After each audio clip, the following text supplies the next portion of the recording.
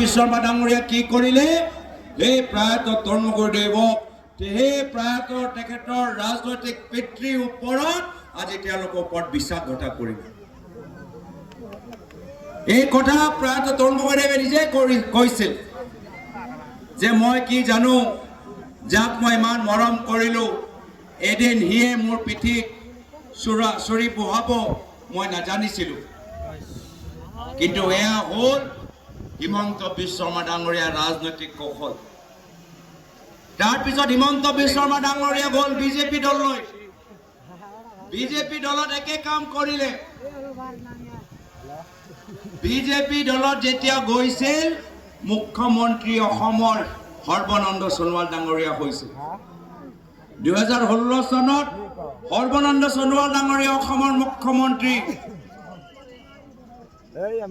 এগৰাকী আছুৰ নেতা জনজাতিৰ নেতা 5 বছৰ পিছত 2021 চনত আকৌ নিৰ্বাচন হ'ল আকৌ সৰ্বানন্দ সোণোৱাল ডাঙৰীয়াৰ নেতৃত্বত অসমৰ ভিতৰত বিজেপি চৰকাৰ হ'ল সৰ্বানন্দ সোণোৱাল ডাঙৰীয়াৰ নেতৃত্বত বিজেপি চৰকাৰ হ'ল কিন্তু হিমন্ত বিশ্ব শৰ্মা ডাঙৰীয়া পুনৰবাৰ নিজৰ বিশ্বাসঘাতক চৰিত্ৰ দেখাই সৰ্বানন্দ সোণোৱাল ডাঙৰীয়াক আঁতৰাই নিজে এই মুখ্যমন্ত্ৰী আসনৰ ওপৰত বহি গ'ল এই কাৰণে তেওঁলোকৰ মোহৰ কোন হিমন্ত বিশ্ব শৰ্মা ডাঙৰীয়া কেনেদৰে ৰাজনৈতিকভাৱে একখোজ আগুৱাই যায় এইখিনি কথা আমাক সাৱধান হৈ চাব লাগিব আৰু এবাৰ মানকাছাৰত কি কৰিছে মানকাছাৰত হিমন্ত বিশ্ব শৰ্মা ডাঙৰীয়া নিজৰ প্ৰক্সি পঠাইছে প্ৰক্সি জানেনে প্ৰক্সি বুজি পায়নে যেতিয়া নিজে পৰীক্ষাত যাব নোৱাৰে কাবাৰ বেলেগৰ যোগেদি পৰীক্ষালৈ পঠাই দিয়ে ইয়াত মানকাছাৰত হিমন্ত বিশ্ব শৰ্মা ডাঙৰীয়া প্ৰক্সি হ'ল জাভেদ ইছলাম ডাঙৰীয়া হিমন্ত বিশ্ব শৰ্মা ডাঙৰীয়া প্ৰক্সি হ'ল অসম গণ পৰিষদ দলৰ প্ৰাৰ্থী জাভেদ ইছলাম ডাঙৰীয়া এই কাৰণে মই কৈছো ভুলতে হিমন্ত বিশ্ব শৰ্মা ডাঙৰীয়া ভোট দিব নালাগে আপুনি ক'ব কেনেকৈ হিমন্ত বিশ্ব শৰ্মা ডাঙৰীয়া ইয়াত প্ৰাৰ্থী হোৱা নাই হিমন্ত বিশ্ব শৰ্মা ডাঙৰীয়া ইয়াৰ বিধায়ক হ'ব নোৱাৰে কিন্তু মই আপোনালোকক কথা দিছো যদি কংগ্ৰেছৰ বাহিৰে যদি ক'বাত আপোনালোকে ভোট দিয়ে দুটা ভোট ডাইৰেক্টলি হিমন্ত বিশ্ব শৰ্মা ডাঙৰীয়া বাকচত সোমাই যাব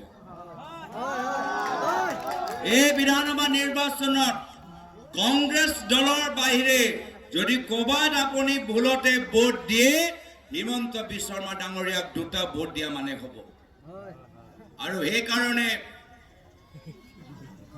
এই প্ৰক্সি হিমন্ত বিশ্ব শৰ্মা ডাঙৰীয়া প্ৰক্সি দল অসম গণ পৰিষদ দলৰ পৰা সাৱধান হৈ থাকক এই হিমন্ত বিশ্ব শৰ্মা ডাঙৰীয়াৰ প্ৰক্সি পাৰ্টি জাভেদ ইছলাম ডাঙৰীয়াৰ পৰা সাৱধান হৈ থাকক এতিয়াতো লাহে লাহে অসম গণ পৰিষদ দল বেলেগ বেলেগ সমষ্টিত দেখা পাইছো তাত অসম গণ পৰিষদ দল কৰা মানুহ কম আৰু AIDF কৰা মানুহ বেছি এইদিনা হিমন্ত বিশ্ব শৰ্মা ডাঙৰীয়া সোণাই সমষ্টিৰ বিধায়ক কৰিমুদ্দিন বৰভূঞা ডাঙৰীয়াক লৈ ক'ত গ'ল তেখেতক এই অসম গণ পৰিষদ দলৰ ভিতৰত সোমাই দিলে তো চাওক আজি অসম গণ পৰিষদ দল আৰু AIDF দলৰ মাজত বেছি পাৰ্থক্য নাই এই AIDF কৰা মূল মানুহবোৰ এতিয়া অসম গণ পৰিষদ দলৰ ভিতৰত সোমাইছে যি AIDF দলৰ ভিতৰত মানুহবোৰ যি হিমন্ত বিশ্ব শৰ্মা ডাঙৰীয়াৰ লগত ৰাজনীতি কৰিবলৈ বিচাৰে হিমন্ত বিশ্ব শৰ্মা ডাঙৰীয়াৰ নেতৃত্ব হিমন্ত বিশ্ব শৰ্মা ডাঙৰীয়াৰ পৰামৰ্শ অনুসৰি কাম কৰিবলৈ বিচাৰে এই গোটেইবোৰ AIDF দলৰ মানুহবোৰ এতিয়া AIDF দলৰ স্থান নাপায় এতিয়া গৈছে ক'ত অসম গণ পৰিষদ দলৰ ভিতৰত তো এই কাৰণে এই অসম গণ পৰিষদ দলৰ পৰা আমাক সাৱধান হ'ব লাগিব অসম গণ পৰিষদ দলক ভোট দিয়া মানে পুনৰবাৰ আমি AIDF দলটোক পুনৰ জীৱিত কৰিছো আৰু হিমন্ত বিশ্ব শৰ্মা ডাঙৰীয়াৰ হাত শক্তিশালী কৰিছো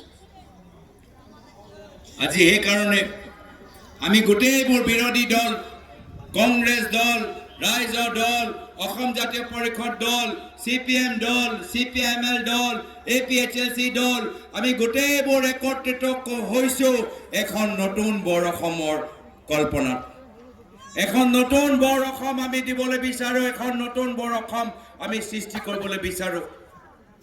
আৰু এই নতুন বৰ অসমৰ নক্সা কেনেকুৱা হ'ব তাৰ বাবে যোৱাকালি আমাৰ মাল্লিকাৰ্জুন খাৰ্গে ডাঙৰীয়া নিখিল ভাৰত কংগ্ৰেছ সমিতিৰ সভাপতি 5টা প্ৰতিশ্ৰুতি মুকলি কৰিলে। এই 5টা প্ৰতিশ্ৰুতি কি আছিল?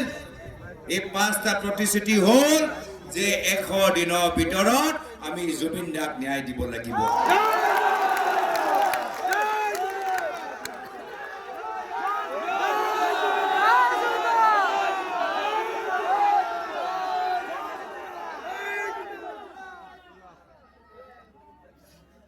জুবিন দাই কৈছিল মোৰ কোনো ধৰ্ম নাই, মোৰ কোনো ধৰ্ম নাই, মোৰ কোনো ধৰ্ম নাই। তেখেতৰ দৰ্শনৰ বৰ অসম আমি সৃষ্টি কৰিবলৈ বিচাৰোঁ, ন্যায় দিবলৈ বিচাৰোঁ। আমাৰ দ্বিতীয় প্ৰতিশ্ৰুতি হ'ল যে আমাৰ অসমৰ ভিতৰত বয়োজ্যেষ্ঠসকলৰ সংখ্যা বৃদ্ধি হৈছে আৰু বয়োজ্যেষ্ঠসকলক চাবলৈ কোনো নাই। ল'ৰাবোৰ চব বাহিৰত চাকৰি কৰি আছে, হাজিৰা কৰি আছে। হস্পিটেলত গ'লে আজি তাৰিখত তেওঁলোকে দৰৱ নাপায়। কোনোবা ঘৰত সোমাই গোটেই পইচাবোৰ লুটি গুচি যায়। সেই বয়োজ্যেষ্ঠসকলৰ বাবে প্ৰতি মাহত আমাৰ চৰকাৰ অহাৰ পিছত 1250 টকা আমি পেঞ্চন দিবলৈ আমি আৰম্ভ কৰিম। জ্যেষ্ঠ যিদৰে মহিলা, শিশু আৰু যুৱকৰ বাবে চৰকাৰৰ বিশেষ মন্ত্ৰালয় আছে, আমাৰ চৰকাৰ অহাৰ পিছত বয়োজ্যেষ্ঠসকলৰ বাবে, জ্যেষ্ঠ নাগৰিকৰ বাবে আমি এটা বিশেষ মন্ত্ৰালয় আমি প্ৰতিষ্ঠিত কৰিম। এয়া হ'ল আমাৰ প্ৰতিশ্ৰুতি। আমাৰ প্ৰতিশ্ৰুতি হ'ল আমাৰ মহিলাসকলক বহুতে আজি নিজৰ ব্যৱসায় আৰম্ভ কৰিবলৈ বিচাৰে। আৰ্থিক সংকটৰ বাবে নিজৰ ব্যৱসায় আৰম্ভ কৰিব নোৱাৰে। আজি সেইসকলক আমাৰ কথা হ'ল যে আমি তেওঁলোকক 50,000 টকা দিম নিজৰ ব্যৱসায় আৰম্ভ কৰিবলৈ। আজি তাৰিখত মূল্য বৃদ্ধি হোৱাৰ পিছত আমি বিচাৰোঁ যে সকলোৱে কিছুমান উপাৰ্জন মূল্য কামখিনি কৰক। মাত্ৰ এজনৰ হাজিৰা বা এজনৰ দৰমহাত আমি ল'ৰা ছোৱালীবোৰ ডাঙৰ কৰিব নোৱাৰোঁ, উচ্চ শিক্ষা দিব নোৱাৰোঁ। আজিকালি উচ্চ শিক্ষা খৰচ বাঢ়ি গৈছে। আমি সকলোৱে উপাৰ্জন কৰিব লাগিব, যিমানে যিয়ে নহওক। এনেদৰে আমি প্ৰতিশ্ৰুতি ওলাইছোঁ যে আজি চিকিৎসাৰ ক্ষেত্ৰত বহুতখিনি পইচা তাতে খৰচ হয়। আমাৰ চৰকাৰ আহিলে 25 লাখ টকা বিনামূল্য স্বাস্থ্য বীমা আমি মানুহৰ মাজত লৈ যাম। বহুত মানুহৰ ভূমি নাই, বানপানী আৰু গৰাখহনীয়াৰ কাৰণে বহুতৰ ভূমি নাই। আমি ভূমিহীন মানুহক ভূমি দিয়া আমি সংকল্প লৈছোঁ। এয়া হ'ল আমাৰ প্ৰতিশ্ৰুতি। আজি সেইকাৰণে আমি ৰাইজক সেৱা কৰিবলৈ ওলাই আহিছোঁ।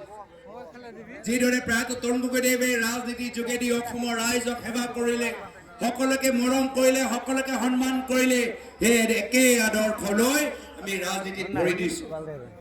সেইকাৰণে সকলোকে অনুৰোধ জনাইছোঁ যে আহক আমি অসমখন উদ্ধাৰ কৰোঁ, হিমন্ত বিশ্ব শৰ্মা ডাঙৰীয়াৰ ভ্ৰষ্টাচাৰী শাসন শেষ কৰোঁ, সাম্প্ৰদায়িক বাতাবৰণ আমি এই বাতাবৰণ পৰা ওলাই আহি অসমৰ ভিতৰত শান্তি আৰু সম্প্ৰীতি এনাজৰী এটা পৰিৱেশ সৃষ্টি কৰোঁ।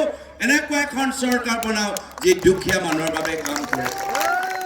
সেইকাৰণে শেষত পুনৰবাৰ আপোনালোকক অনুৰোধ জনাইছোঁ, যদি বিচাৰে অসমৰ উদ্ধাৰ, অহা 9 তাৰিখত 7 চিৰপথ ভোট কংগ্ৰেছক জয়যুক্ত কৰক। মহিবুৰ বাপী ৰেহমানক ইয়াৰ পৰা দিছপুৰলৈ পঠাওক। এইখিনিয়ে কথা কৈ নিজৰ চমুকৈ সামৰিছোঁ। ধন্যবাদ। জয় হিন্দ, জয় আয়া খান, খুদা হাফেজ।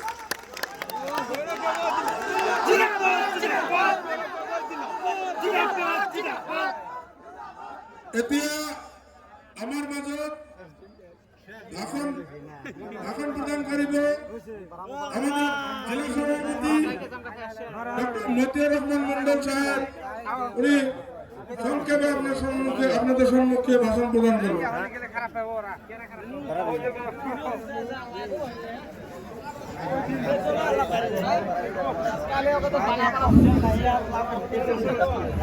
ধন্যবাদ। মই ডক্টর মতিয়ার রহমান মন্ডল মানকাজৰ আগত